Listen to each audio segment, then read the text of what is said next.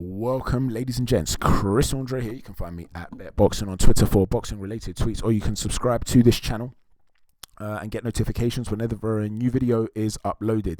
Let's talk about George Kambosos Jr. and his fight against Lee Selby. If you haven't watched the preview video to this fight and you're going to watch this video, please do go back and watch that video first. There was a lot of sort of technical breakdown about that, and there's going to be a lot of referencing to it. So to enjoy this video in the best way you can, if you're interested in this video, of course, please check out that video first.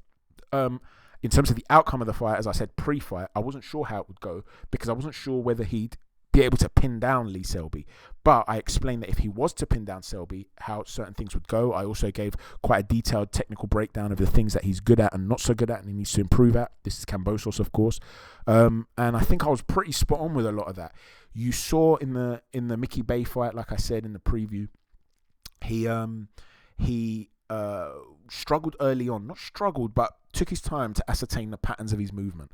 And then he starts to take more risks as the fight goes on. He's a very, very clever pressure fighter, very clever counter-punching pressure fighter.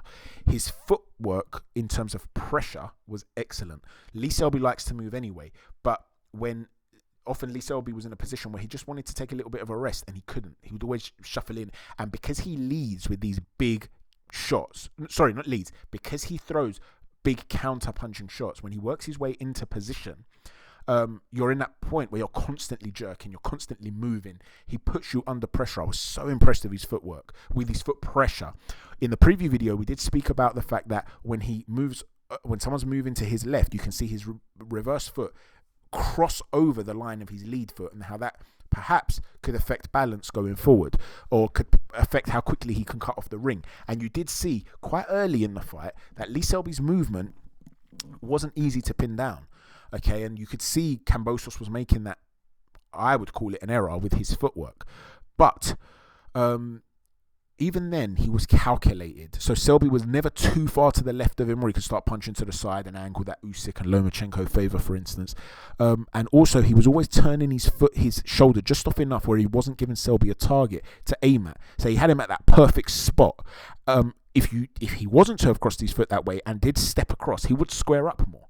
And perhaps that was a conscious effort to avoid squaring up against Lee Selby, because his footwork in terms of positioning when Selby wasn't always rotating to his left was brilliant. His foot positioning, like I said, apart from the foot pressure, which I was so impressed with, he was always in a position where he was able to counter the shots of Selby.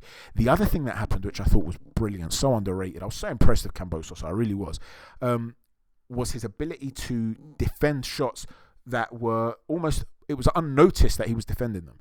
So there were certain jabs that were coming in and you'd hear the thudding, and the commentator would say it was a good jab from Lee Selby. I watched the fight on a big screen, and I'm quite close to the screen when I'm watching it. I get excited and nervous or whatever. I don't sit down to watch boxing. I'm on my feet, I'm pacing, I'm excited, I'm in the zone, right? I get excited. I get nervous if I'm rooting for a particular guy, I'm excited, right?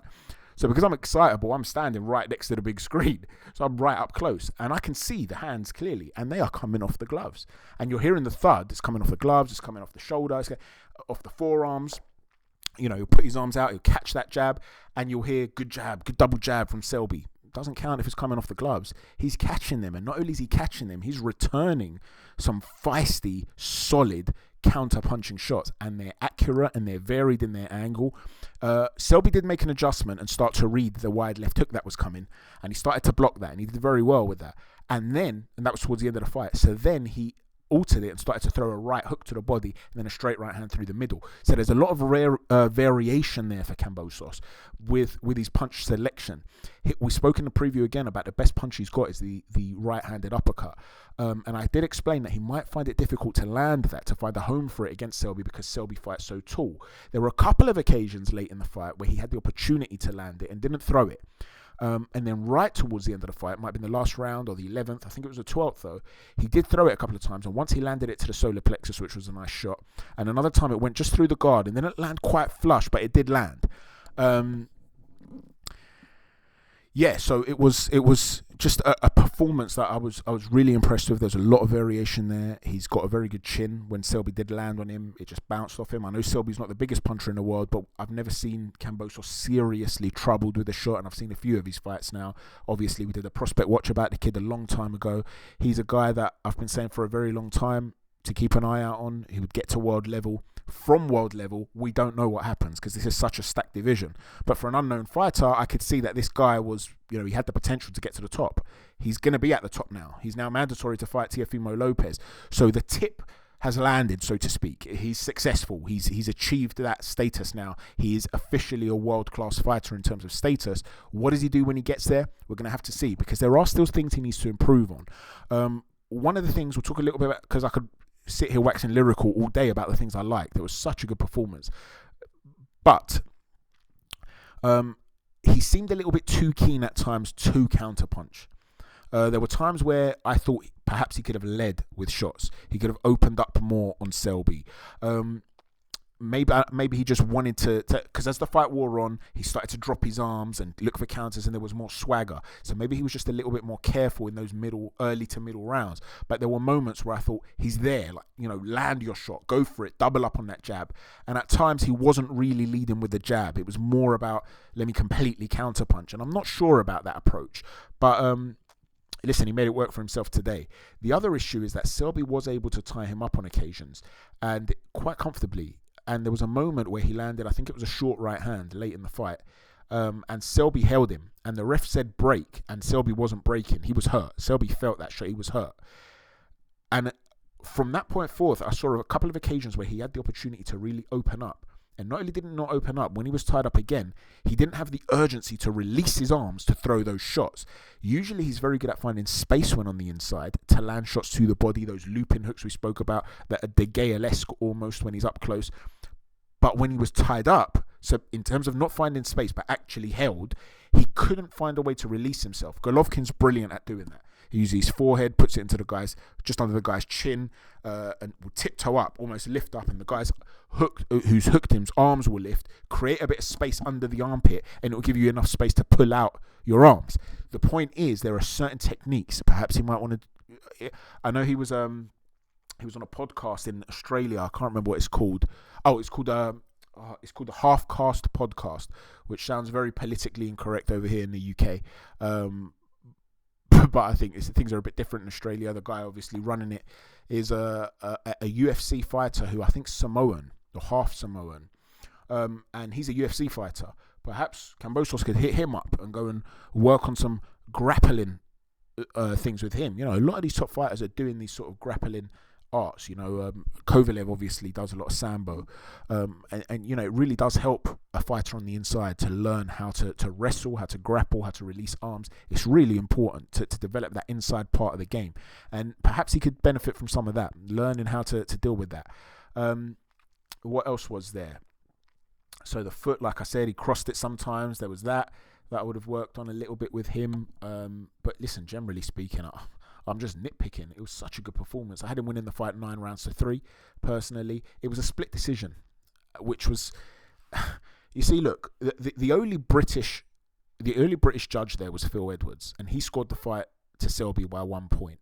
Now, this is potentially a problem, guys, because somebody tweeted Lou DiBella, who's the promoter of Kambosos, and said, I thought Selby won the fight, which was pretty ridiculous. But Lou DiBella replied, considering what you watched, I'm not surprised. Now, the Sky team had Kambosos winning the fight too. Early in the fight, I was surprised. The Sky team was scoring it pretty sort of even, and I was thinking, nah, they're missing what Kambosos is doing here. But by the end of the fight, they were pretty fair in their analysis. So obviously, Lou DiBella didn't see the fight and assumed that the Sky team were being biased. Now, obviously, there's a lot of propaganda that goes on between the promoters because they want to have their shows and, they want to influence judges in their own ways and things like that.